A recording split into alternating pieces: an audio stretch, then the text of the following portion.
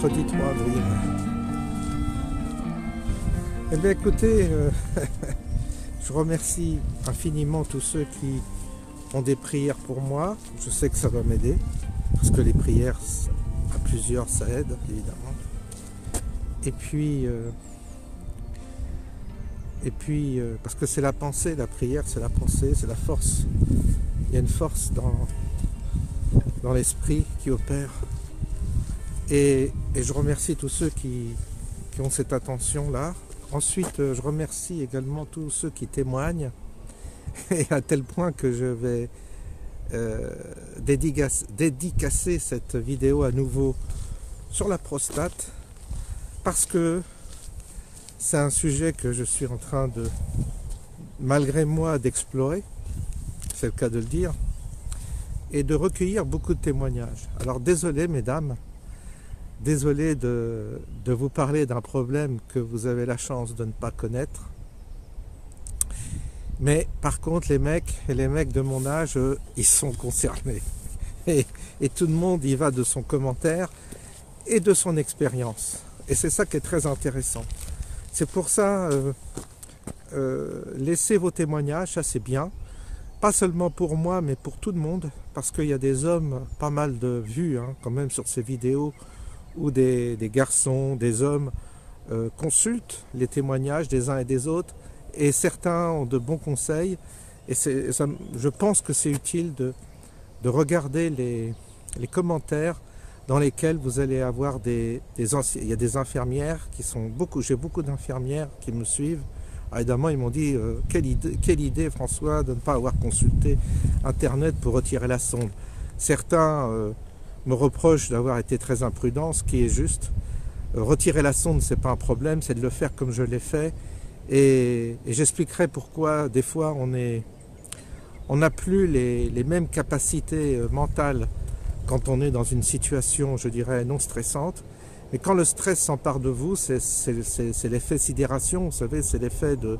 Le cerveau se bloque et ne réagit pas comme là, je suis dans la nature, tout ça. Là, je pense sans contrainte, et c'est facile de parler comme ça quand on n'a pas de pression. Aussitôt qu'on a la pression, c'est pour ça que quand je vous parle de situation dégradée, je vous assure qu'on n'est plus les mêmes. On ne peut plus penser pareil, on ne pense plus pareil, on ne réagit plus pareil, et c'est les limites de notre comportement humain. C'est de perdre pied parfois dans certaines situations, et il ne faut pas globaliser, ce n'est pas le cas de tout le monde. Ça dépend des sujets sur lesquels on est concerné. Mais il y a des sujets parfois qui nous concernent de près et qui provoquent une forme de panique. Et quand on est paniqué, on n'a plus les éléments de réflexion élémentaires, je dirais, élémentaires. Et je vous expliquerai des situations que j'ai connues, moi, en tant que conseilleur, quand j'étais à l'inspection du travail, de gens qui étaient en détresse. Et j'avais analysé quand on est concerné, on ne pense plus on ne pense pas comme pour les autres. On pense facilement pour les autres, mais pour soi, on pense et on réagit différemment, malgré parfois toute la science et toute l'intelligence dont on est capable, car c'est un jeu d'enfant d'aller sur Internet, d'aller voir comment cette sonde se retire et pourquoi je ne l'ai pas fait. Après, j'analyse pourquoi, et je comprends pourquoi je ne l'ai pas fait. Parce que j'étais trop émotionnellement touché, et mon cerveau, ma réflexion était bloquée, et je n'arrivais plus à réfléchir. C'est ce qui se passe en temps de guerre, c'est ce que connaissent pas quand on parle de guerre, quand on parle de situations dégradées, d'accidents, c'est ce à quoi on ne pense pas quand on n'est pas concerné. Quand on est concerné, c'est différent. Quand on n'est pas concerné, on ne comprend pas que celui qui est concerné ne réagit pas comme nous sur des idées qui vous semblent de bon sens, qui semblent correspondre à des attitudes normales. On devient autre quand on est concerné par une épreuve ou par une difficulté, et quand on est autre, on ne réagit plus, on ne raisonne plus correctement. Ça, c'est pour vous expliquer la raison pour laquelle j'ai tiré cette sonde et en plus, je l'ai vu, le ballonnet. Je me suis dit, il doit servir à quelque chose, ce ballonnet, mais ça allait tellement vite, j'étais tellement paniqué que... Voilà, si je l'ai fait, c'est que, parce qu'en temps normal, je raisonne, vous me connaissez, je raisonne, je vais voir sur Internet, je réfléchis toujours avant de prendre une décision. Et là, j'ai pas réfléchi parce que j'étais en mode où je ne pouvais plus réfléchir. Après 6 heures aux urgences traitées comme un objet, même un objet, je crois qu'on en prend plus soin. J'étais désemparé, seul, extrêmement seul. Et quand c'est comme ça, la fatigue, le cerveau qui fonctionne différemment. J'espère que ça, vous pouvez le comprendre. C'est pour ça qu'il faut vraiment se garder de juger de certains comportements qui vous semblent parfois idiots, stupides, que prennent des gens en situation dégradée, en situation de stress. Je l'ai vécu, moi, quand j'avais été... j'ai eu le hold-up. J'ai eu 2 hold-up quand j'étais jeune. C'était une situation particulière parce qu'on était... comment dire... je cherche le mot. On était pointé par des... on vous tenait en respect par des armes. On était menacé par des armes, voilà.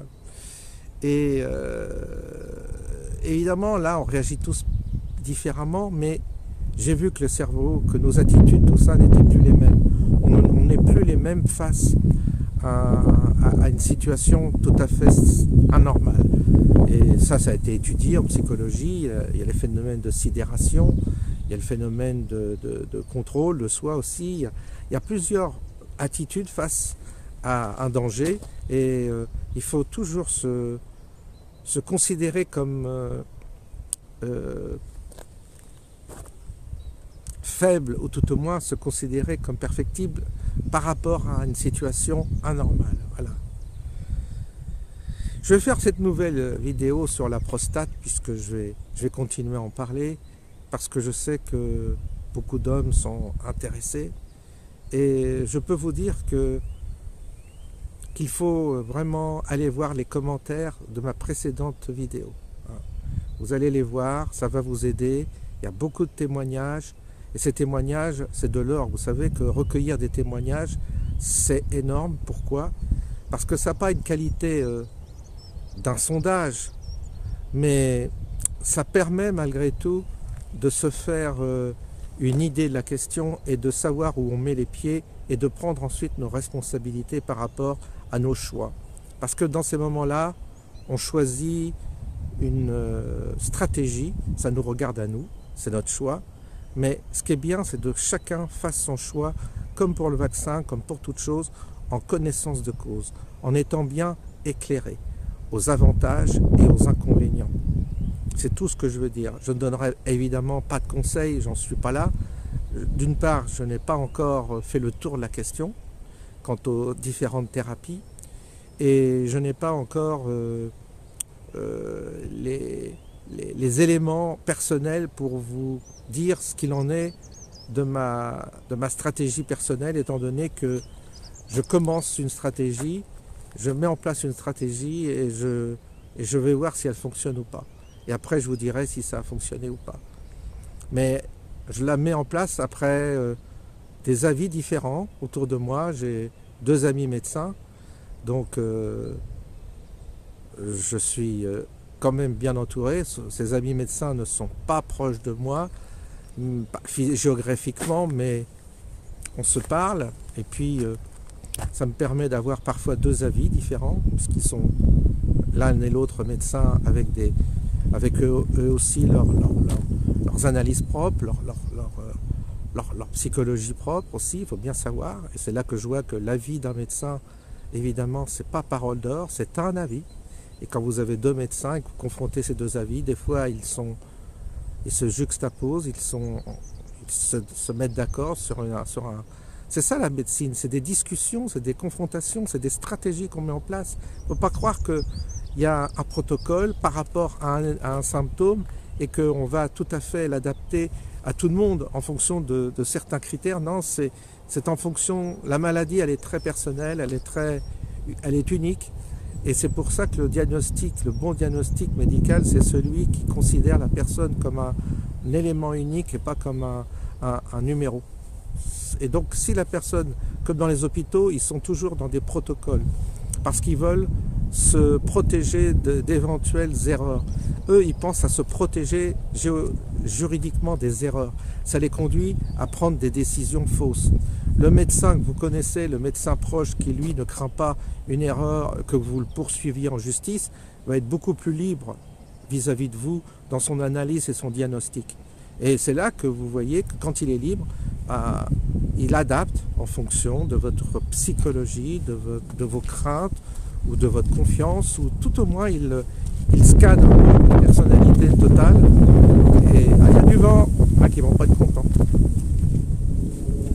Vous voyez en tout cas ce que je veux dire.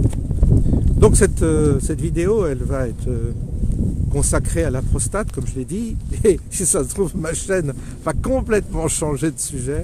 On va aborder les problèmes de santé, comme il y a beaucoup de petits pères et de petites mères qui me suivent, et qui elles sont pour la plupart des problèmes de santé.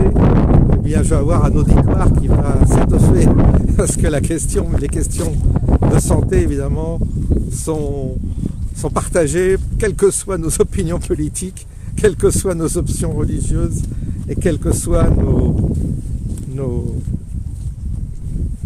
opinions, notre idéologie, je dirais, nos idéologies, nos idées, etc. Bon, ça traverse tout le monde, sauf qu'on n'est pas tous d'accord.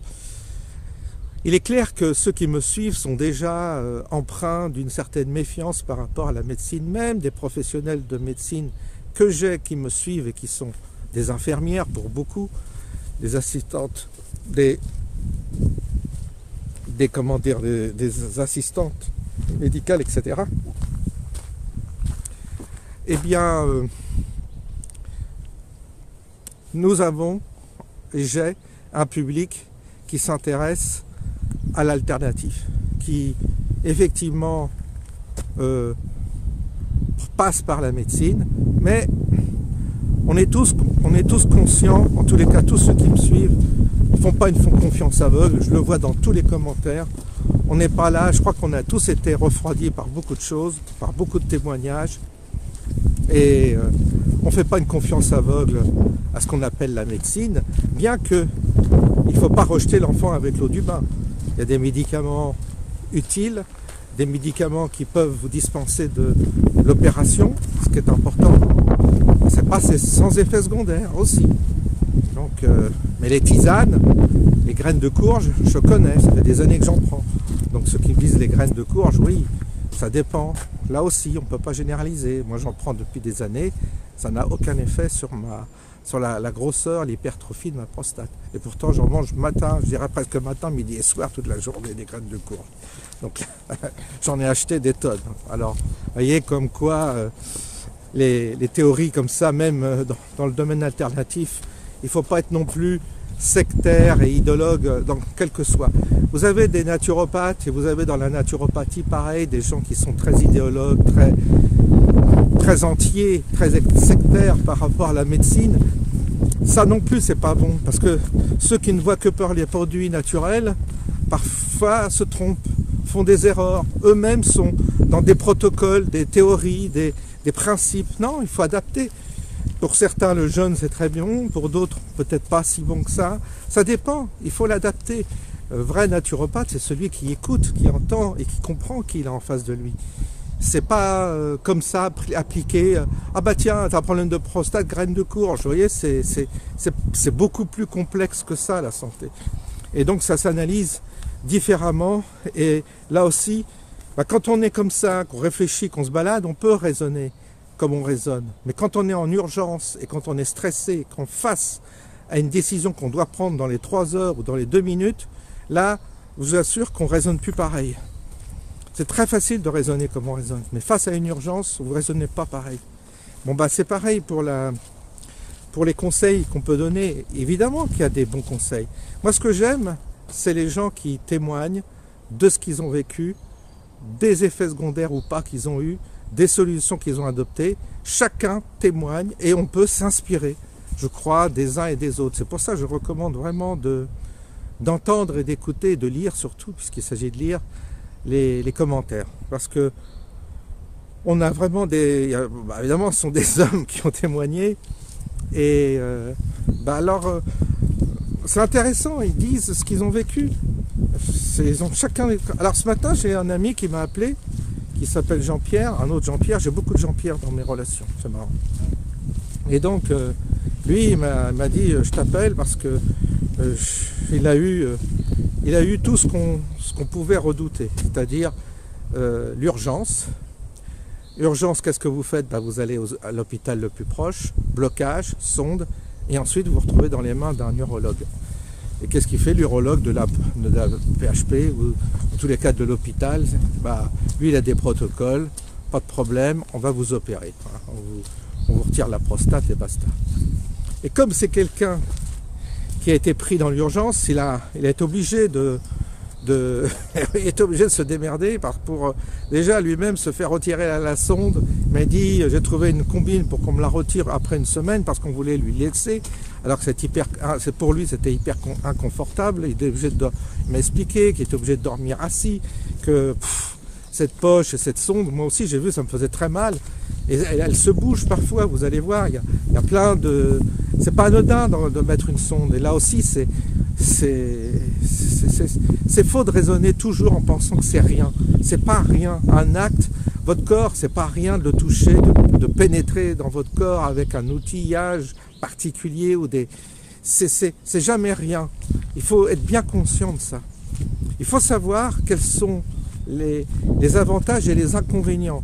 On vous met une sonde pour vous débloquer le passage urinaire, et ça, je peux vous dire que vous ne pouvez poser même pas la question de l'avantage et l'inconvénient, parce que c'est ça où votre vessie elle explose, pisser, c'est une douleur qui est intenable. Donc là, la sonde elle vient vous sauver, la vie. Donc vous ne posez même pas la question des effets secondaires.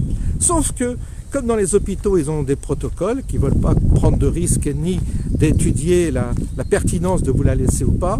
Ils ont adopté un principe pour se protéger juridiquement. Ils vous laissent la sonde. En général, ils ne vous la retirent pas. Et donc, il faut attendre de voir l'urologue. Des fois, ça prend 1 semaine, 2 semaines, 3 semaines parce qu'il y a beaucoup de rendez-vous. Et vous voyez, et vous tombez sur un urologue qui fait partie d'une équipe. Donc là aussi, vous pouvez tomber sur un bon, sur un type humain comme sur un mauvais. C'est le jeu, c'est le jeu de dés, c'est le jeu du hasard, c'est le loto. Vous voyez, c'est ça le problème. Ensuite, libre à vous d'ensuite de vous dégager des griffes de ce système médical pour aller chercher, explorer d'autres voies. Et c'est ce qu'il a fait, cet ami. Bon, attention, hein, lui, les médicaments n'ayant pas d'effet, il est resté bloqué longtemps, 3 mois, avec une sonde qu'on a remplacée, parce que cette sonde était obligée de la remplacer étant donné qu'elle était bouchée. Parfois, il y avait des ennuis. Je vous dis pas le massacre. La souffrance. Et donc, il m'a dit, j'ai trouvé une solution. On m'en a parlé. C'est l'embolisation de la prostate. Alors ça, je vous en parle. Intéressez-vous à ceux qui sont concernés avant d'envisager l'opération. Essayez de voir si c'est possible, parce que ça, pour l'instant, ça me paraît être une voie, un compromis tout à fait acceptable. Sauf que votre prostate ne doit pas être cancéreuse. Ce qui vous oblige à faire un IRM, voire une biopsie pour vérifier si votre prostate n'est pas cancéreuse. Sinon, cette solution-là, vous l'écartez. Et après, on traite le cancer et on tombe dans un autre registre où là aussi, il faut être très prudent, très prudent. Pas se précipiter, même si on vous dit cancer. Moi, je vous le dis, on ne me l'a pas dit encore, mais je m'y prépare. Il faut pas s'affoler, il ne faut pas perdre, parce qu'on va faire des conneries encore. C'est toujours pareil. Donc, vous voyez, c'est étape après étape. Il y a du vent, on va se retrouver dans le bois, ça sera plus simple, parce que vous allez voir. Voilà, il y a moins de vent là, on va rentrer dans le bois, on est à l'abri du vent.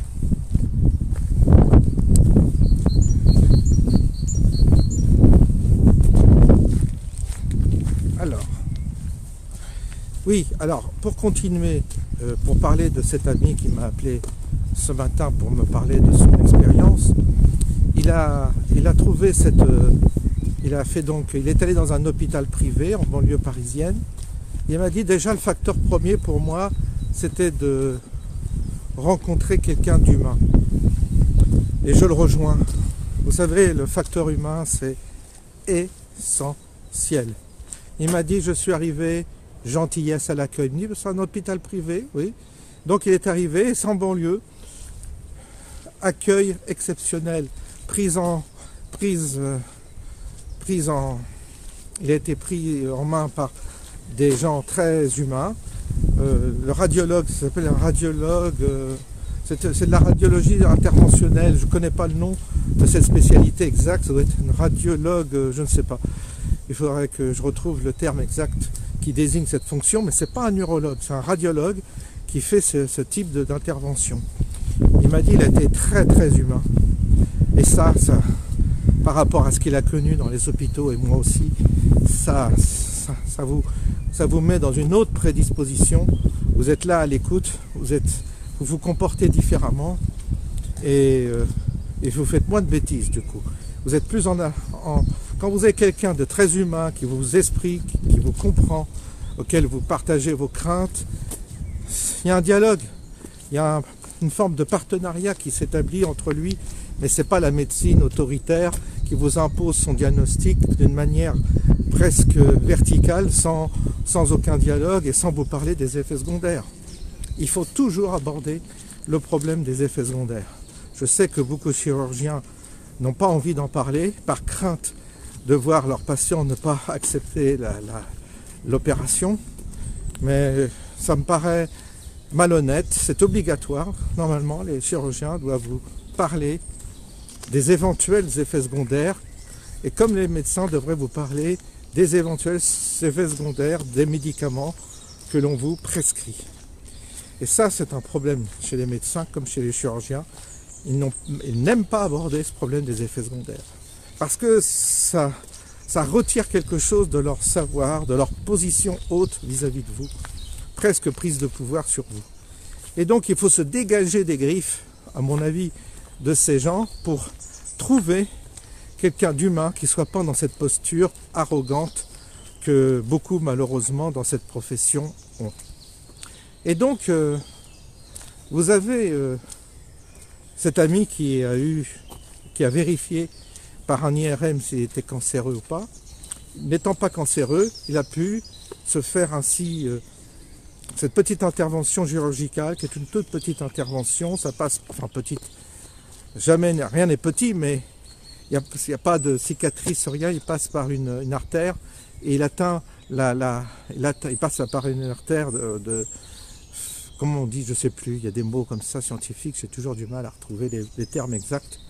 Pas très doué dans ce domaine du vocabulaire qu'on doit employer, mais il introduit une espèce de sonde dans l'artère, il atteint cette fameuse autre artère qui alimente la prostate, il la bouche avec des micros, peut-être particules, ça c'est bouché, et ensuite la prostate se rétrécit, se dessèche en quelque sorte, puisqu'elle n'est plus alimentée par ces artères qu'on va aller boucher. Voilà, en gros le principe vulgarisé par ma propre personne. Alors ça, il m'a dit, c'est génial parce que il y a très peu d'effets secondaires, et quand tu rentres chez toi, bah, tu peux pisser comme un jeune homme de 20 ans, tu retrouves le plaisir d'uriner avec un jet important, tu ne perds pas tes fonctions sexuelles non plus, et donc tout est conservé, je dirais, tout fonctionne normalement. Et ça lui a fait un bien fou d'avoir pratiqué cette intervention, et donc c'est une piste évidemment que je vais étudier. Vous voyez comme quoi il faut parler, il faut échanger, et c'est après que vous prenez votre propre décision. C'est là qu'on vous donne parfois une adresse utile, et pas le truc à 1000 km de chez moi évidemment, le truc relativement proche, tout ça, parce qu'il y a tout ce côté pratique et on ne peut pas se permettre comme certains font, de rencontrer des grands professeurs ou machin. Puis des fois les grands professeurs se plantent aussi. Faut pas être pris non plus dans ce côté starisation, comme on dit, je ne sais pas si ça se dit. Vous avez des stars comme ça dans le domaine médical, où tout le monde dit il faut aller voir, mais le mec il reçoit des milliers de personnes, vous pensez bien qu'il ne peut pas vous accorder l'attente et l'écoute de quelqu'un qui n'est pas sur un podium avec un succès qui fait que vous êtes débordé par votre propre popularité, je veux dire. Donc c'est pour ça que chacun ayant fait ses propres analyses, ayant réfléchi à la question, ayant un peu étudié la question, ensuite il y en a qui optent pour le jeûne, ceux qui ont le cancer. Alors là, après, il y a une autre stratégie pour le cancer. J'ai vu qu'il y avait des gens qui adoptaient des stratégies qui ont fonctionné pour certains, mais c'est une question que je n'ai pas encore explorée, le cancer de la prostate, et pour l'instant, je me réserve le droit d'en parler plus tard si j'ai des réflexions pertinentes à ce sujet, mais pour l'instant, je suis en train d'étudier, de regarder ça, mais discrètement, je n'en parle pas parce que ça peut impliquer des fois on ne peut pas influencer non plus là des gens qui sont face à cette problématique, étant donné, comme je vous dis, que chaque cas est particulier. Ce que je sais, ce que j'ai vu, c'est qu'il y a cancer et cancer. Il y a des cancers chez la prostate qui ne sont pas dangereux, d'autres qui le sont. Il faut faire le très très bon diagnostic pour savoir si on doit être opéré ou pas. Et ce que je viens de m'apercevoir, en tous les cas, et là, juste avant de partir de chez moi, j'ai rencontré une de mes voisines qui m'a dit que son collègue le mari d'une collègue s'était fait opérer de la prostate, une ablation, et 2 mois après, il a plein d'effets secondaires, alors que le chirurgien lui a dit que ça se passerait bien, qu'il n'y aurait rien, et le gars, il a des incontinences, il est incontinent. Alors évidemment, c'est la galère, ça change la vie. Et donc, vous voyez, il a été certainement pris en charge par un médecin, un chirurgien qui pense qu'en opérant, en supprimant la prostate, c'est un acte anodin. Au passage, peut-être qu'il y a des intérêts financiers qu'on ignore. Et puis le gars est emmerdé après parce qu'il a des fuites urinaires. Et il n'a peut-être pas pris la peine, il a peut-être fait confiance, comme beaucoup de gens ont fait confiance, me disent qu'il faut faire confiance. Il y a des gens qui disent qu'il faut faire confiance.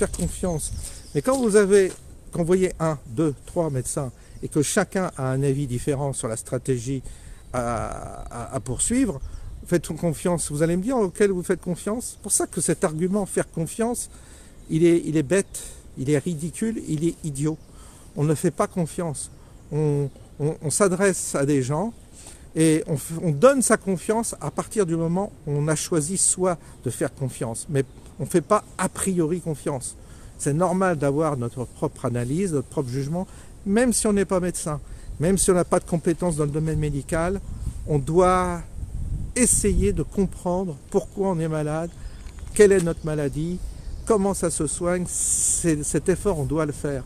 Sinon, on va au devant de mésaventures. Moi, je savais qu'en allant il y avait un risque en allant aux urgences. J'ai pas eu le choix, j'ai attendu, j'ai tout fait pour éviter, mais j'ai pas eu le choix. Mais si j'avais eu le choix, je ne serais pas allé aux urgences. J'évite d'aller aux urgences. Il y a des gens, ils vont systématiquement aux urgences quand ils ont un problème. C'est une erreur, à mon avis. Je pense qu'aux urgences, vous tombez dans un système où il y a trop de protocoles et vous risquez de tomber dans un schéma où on va vous considérer en fonction d'un cas qui est à traiter de telle manière. Dans leur fichier Excel, ils ont tel cas, on le traite comme ça, et ils ne tiendront pas compte, il n'y aura pas l'écoute, ils n'auront même pas le temps d'analyser ce dont vous avez vraiment besoin, quelle est la stratégie à poursuivre, etc. Donc les urgences, c'est fait pour les urgences, mais on n'y va pas pour se faire soigner. Et ça encore, c'est une erreur de penser comme ça. Bref, voilà aujourd'hui ce que j'avais à vous dire. Vous voyez, il n'y a pas de vent dans le bois. Puis là, ça y est, il y a plein d'arbres. Il y a plein d'arbres qui ont des feuilles, les feuilles poussent. Donc j'espère que je vais être en harmonie avec cette nature qui reprend vie. J'espère qu'il n'y aura pas de conséquences à mon acte qui a été évidemment débile. Le fait d'avoir retiré cette sonde sans avoir dégonflé le ballonnet, qui est une erreur monumentale de ma part. Et vraiment, c'est idiot. Il suffit, c'est pour ça, ceux qui regarderont, le sauront au moins, s'ils veulent retirer leur sonde, qu'il qu'il y a un protocole particulier, il faut défaire le ballonnet, et ça, il y a plein d'infirmières qui ont dit dans mes commentaires ce qu'il fallait faire, donc ils aillent voir. Et puis moi, j'espère qu'il n'y aura pas d'infection urinaire derrière. Je vais quand même demander une ordonnance pour prendre des antibiotiques en cas où. J'espère que ça va reprendre son chemin, mais j'admets que pour l'instant je reste traumatisé par cet événement. Pourquoi? Je ne sais pas. Parce que j'ai vécu quelque chose, j'ai senti la mort arriver, j'ai senti que je partais, mais ça ne m'a pas fait peur. Simplement, j'ai l'impression d'être entre les deux, d'avoir été un peu entre les deux, quoi. C'est très très bizarre. Et je vois que nos petits problèmes sont rien en fait. J'ai vu ça d'un seul coup. Je me suis dit, mais c'est quoi nos histoires de politique, tout ça? En fait, c'est rien tout ça. Bref, on en tirera les conclusions plus tard. Je vais vous laisser. Je vous laisse avec ce beau soleil, enfin intermittent, un peu de pluie, un peu d'humidité comme toujours, c'est la Seine-et-Marne. Et je vous dis à bientôt.